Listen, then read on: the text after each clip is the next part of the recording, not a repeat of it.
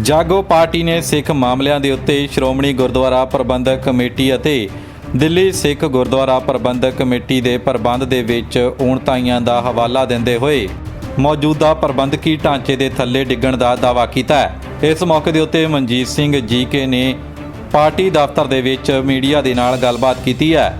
ਇਸ ਮੌਕੇ ਦੇ ਉੱਤੇ 2016 ਦੇ ਵਿੱਚ ਗੁਰਦੁਆਰਾ ਰਾਮਸਰ ਸਾਹਿਬ ਅੰਮ੍ਰਿਤਸਰ ਵਿਖੇ ਸੁਖ ਆਸਣ ਸਥਾਨ ਦੇ ਉੱਤੇ ਲੱਗੀ ਅੱਗ ਦੇ ਕਾਰਨ ਨੁਕਸਾਨੇ ਗਏ ਸ੍ਰੀ ਗੁਰੂ ਗ੍ਰੰਥ ਸਾਹਿਬ ਜੀ ਦੇ ਪਾਵਨ ਸਰੂਪਾਂ ਦੀ ਗਿਣਤੀ ਦੇ ਉੱਤੇ ਸ਼੍ਰੋਮਣੀ ਕਮੇਟੀ ਦੀ ਦੁਵਿਧਾ ਦਾ ਖੁਲਾਸਾ ਵੀ ਕੀਤਾ।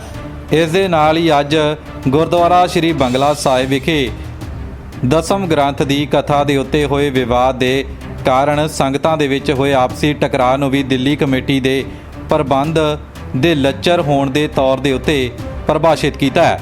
ਜੀਕੇ ਨੇ ਦਾਅਵਾ ਕੀਤਾ ਕਿ ਮਈ 2016 ਦੇ ਵਿੱਚ ਲੱਗੀ ਅੱਗ ਦੇ ਕਾਰਨ ਹੋਏ ਨੁਕਸਾਨ ਦਾ ਲੇਖਾ ਹੁਣ ਫਰਵਰੀ 2020 ਦੇ ਵਿੱਚ ਕਮੇਟੀ ਦੇ ਖਾਤਿਆਂ ਦੇ ਵਿੱਚ ਪੂਰਾ ਕੀਤਾ ਜਾ ਰਿਹਾ ਹੈ। ਇਸ ਮੌਕੇ ਦੇ ਉੱਤੇ ਜੀਕੇ ਨੇ ਸ਼੍ਰੋਮਣੀ ਕਮੇਟੀ ਦਾ ਇੱਕ ਦਫ਼ਤਰੀ ਨੋਟ ਦਿਖਾਉਂਦੇ ਹੋਏ ਦੱਸਿਆ ਕਿ ਫਰਵਰੀ 2020 ਦੇ ਵਿੱਚ ਬਣੇ ਇਸ ਨੋਟ ਦੇ ਵਿੱਚ ਮੁੱਖ ਸਕੱਤਰ ਡਾਕਟਰ ਰੂਪ ਸਿੰਘ ਦੇ ਹਸਤਾਖਰ ਵੀ ਨੇ ਅਤੇ 80 ਪਾਵਨ ਸਰੂਪ ਅੱਗ ਦੇ ਵਿੱਚ ਨੁਕਸਾਨ ਹੋਣ ਦੇ ਬਾਅਦ ਗੋਇੰਦਵਾਲ ਸਾਹਿਬ ਅੰਤਮ ਅਰਦਾਸ ਦੇ ਲਈ ਭੇਜੇ ਜਾਣ ਦਾ ਹਵਾਲਾ ਵੀ ਹੈ। ਉਹਨਾਂ ਇਸ ਮੌਕੇ ਦੇ ਉੱਤੇ ਦੱਸਿਆ ਕਿ ਸੁਖਬੀਰ ਦੇ ਹੁਕਮਾਂ ਦੇ ਉੱਤੇ ਸ੍ਰੀ ਗੁਰੂ ਗ੍ਰੰਥ ਸਾਹਿਬ ਜੀ ਦੇ ਸਰੂਪਾਂ ਦੇ ਰਿਕਾਰਡ ਦੇ ਵਿੱਚ ਹੇਰਾਫੇਰੀ ਹੋ ਰਹੀ ਹੈ।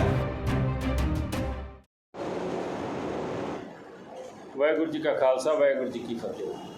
2 ਸਤੰਬਰ ਨੂੰ ਜਾਗੋ ਪਾਰਟੀ ਵੱਲੋਂ ਸਾਧ ਸੁਖਬੀਰ ਸਿੰਘ ਬਾਦਲ ਦੇ ਘਰ ਧਰਨਾ ਦਿੱਤਾ ਗਿਆ ਸੀ ਔਰ ਉਹਦੇ ਪਿੱਛੇ ਇੱਕੋ ਗੱਲ ਸੀਗੀ ਕਿ ਸਾਧ ਸੁਖਬੀਰ ਸਿੰਘ ਬਾਦਲ ਉਹਨਾਂ ਦਾ ਜ਼ਮੀਰ ਜਾਗੇ, ਉਹ ਦੱਸਣ ਕਿ ਪਹਿਲੇ 13 ਸਰੂਪ, ਫਿਰ 267 ਸਰੂਪ, ਫਿਰ 327 ਸਰੂਪ, ਫਿਰ 453 ਸਰੂਪ, ਇਹ ਸਰੂਪ ਗਏ ਕਿੱਥੇ? ਗਏ ਤੇ ਤੁਹਾਡੇ ਹੁਕਮਾਂ ਨਾਲ ਹੈ। ਔਰ ਇਹ ਹਲੇ ਗੱਲਾਂ ਚੱਲਦੀਆਂ ਪਈਆਂ ਕਿ ਰੋਜ਼ ਨਵੀਂ ਚੀਜ਼ ਸਾਹਮਣੇ ਆ ਜਾਂਦੀ ਹੈ। ਅੱਜ ਜੋ ਮੈਂ ਤੁਹਾਡੇ ਨਾਲ ਖੁਲਾਸਾ ਕਰਨ ਲੱਗਾ ਕਿ ਰਾਮਸਰ ਸਾਹਿਬ ਤੋਂ 19 ਮਈ 2016, ਇਹ ਧਿਆਨ ਕਰਨਾ ਜੀ, 19 ਮਈ 2016 ਹਾਲ ਨੰਬਰ 3 ਸੁਖ ਆਸਣ ਸਾਹਿਬ ਦਾ, ਉੱਥੋਂ ਅੱਗ ਲੱਗਦੀ ਹੈ। ਔਰ ਜਦੋਂ ਅੱਗ ਲੱਗਦੀ ਹੈ ਤੇ ਫਾਇਰ ਬ੍ਰਿਗੇਡ ਆਉਂਦੀ ਹੈ, ਪੁਲਿਸ ਆਉਂਦੀ ਹੈ। ਫਾਇਰ ਬ੍ਰਿਗੇਡ ਨੂੰ ਅੰਦਰ ਨਹੀਂ ਜਾਣ ਦਿੱਤਾ ਜਾਂਦਾ, ਪੁਲਿਸ ਨੂੰ ਅੰਦਰ ਨਹੀਂ ਜਾਣ ਦਿੱਤਾ ਜਾਂਦਾ ਔਰ ਇਹ ਆਖਿਆ ਜਾਂਦਾ ਹੈ ਕਿ ਉੱਥੇ ਸਿਰਫ ਜਿਹੜੇ ਸਰੂਪਾਂ ਦੀ ਅਗਨ ਭੇਟ ਹੋਏ ਨੇ ਉਹ 14 ਦੇ ਕਰੀਬ ਹੈ ਜਾਂ 13 ਦੇ ਕਰੀਬ ਹੈ। ਲੇਕਿਨ ਅੱਜ ਸਾਡੇ ਕੋਲ ਇੱਕ ਕਾਗਜ਼ ਹੱਥ ਲੱਗਾ ਹੈ ਜਿਹੜਾ ਆਫਿਸ ਆਰਡਰ ਹੈ ਔਰ ਉਹ ਆਫਿਸ ਆਰਡਰ ਦੀ ਜਿਹੜੀ ਡੇਟ ਹੈਗੀ ਹੈ ਉਹ ਹੈਗੀ ਹੈ 24 ਫਰਵਰੀ 2020। ਇੱਕ ਮਿੰਟ,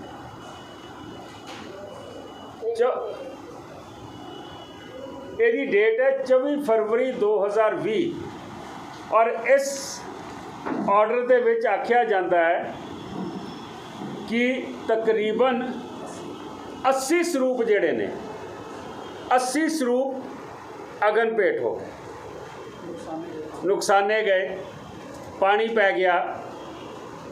ਔਰ ਇਹ ਹੁਣ ਇੱਥੇ ਹਿਸਾਬ ਲਾਓ, ਇਹ 2016 ਦੀ ਘਟਨਾ ਹੈ ਜਿੱਦਣ ਰਾਮਸਰ ਸਾਹਿਬ ਅੱਗ ਲੱਗਦੀ 19 ਮਈ ਨੂੰ। 4 ਸਾਲ ਬਾਅਦ ਇਹ ਆਫਿਸ ਆਰਡਰ ਨਿਕਲਦਾ ਹੈ ਔਰ 4 ਸਾਲ ਬਾਅਦ ਉਹ ਕਹਿੰਦੇ ਨੇ 80 ਸਰੂਪ ਜਿਹੜੇ ਨੇ ਉਹ ਨੁਕਸਾਨੇ ਗਏ। ਪ੍ਰੋਬਲਮ ਇਹ ਹੈ ਕਿ ਪ੍ਰੈਸ ਕਾਨਫਰੰਸ 27 ਜੂਨ 2020 ਨੂੰ, ਇਹ ਵੀ ਡੇਟ ਨੋਟ ਕਰੋ, SGPC ਪ੍ਰੈਸ ਕਾਨਫਰੰਸ ਕਰਦੀ ਹੈ ਔਰ ਉਹ ਪ੍ਰੈਸ ਕਾਨਫਰੰਸ ਦੇ ਵਿੱਚ Rajinder Singh Mehta senior vice president ਔਰ ਸਰ ਰੂਪ ਸਿੰਘ ਜਿਹੜੇ ਚੀਫ ਸੈਕਟਰੀ ਨੂੰ ਬੈਠਦੇ ਨੇ ਔਰ ਉਹ ਆਖਦੇ ਨੇ ਕਿ 14 ਸਰੂਪ ਜਿਹੜੇ ਸੀ ਉਹ ਨੁਕਸਾਨੇ ਗਏ ਸੀ। ਹੁਣ ਇਹ ਦੇਖੋ ਕਿ 6ਵੇਂ ਮਹੀਨੇ 'ਚ ਤੁਸੀਂ ਆਖ ਰਹੇ ਹੋ कि 14 ਸਰੂਪ ਨੁਕਸਾਨੇ ਗਏ ਔਰ ਇਹ ਇਸੇ ਸਾਲ ਦੂਜੇ ਮਹੀਨੇ 'ਚ ਤੁਸੀਂ ਆਖਦੇ ਹੋ कि 80 ਸਰੂਪ ਨੁਕਸਾਨੇ गए और 4 साल एक गल कित्थे रही। ये 4 साल के बाद ऑफिस ऑर्डर क्यों निकलता? जो अग लगी पता तो उदों ही लग जाना कि रजिस्टर च किन्ने ਸਰੂਪ अंदर सी, स्टॉक किन्ने सी। ये हो की रहा है? सिचुएशन ये है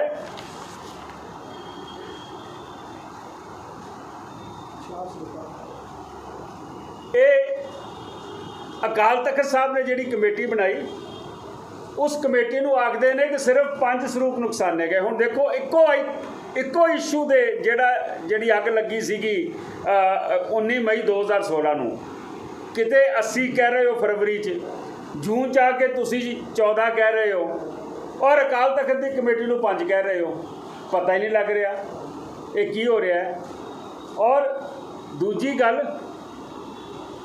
गल मैं समझदा कि ये ऑफिस ऑर्डर तुसी जदों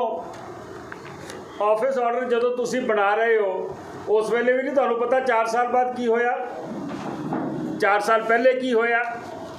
मेरा हुण कहना ये है कि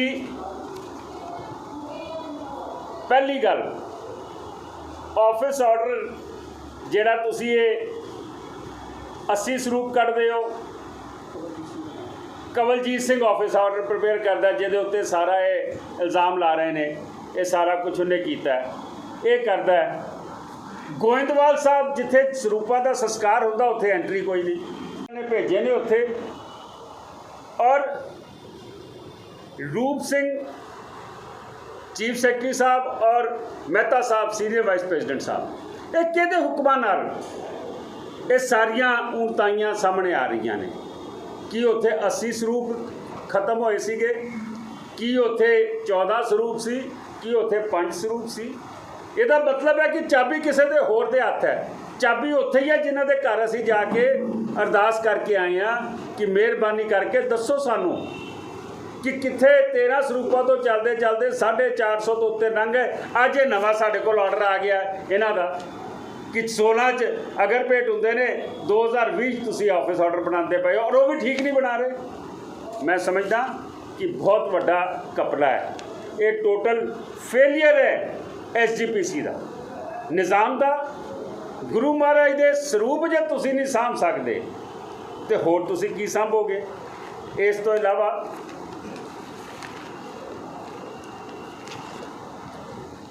मसला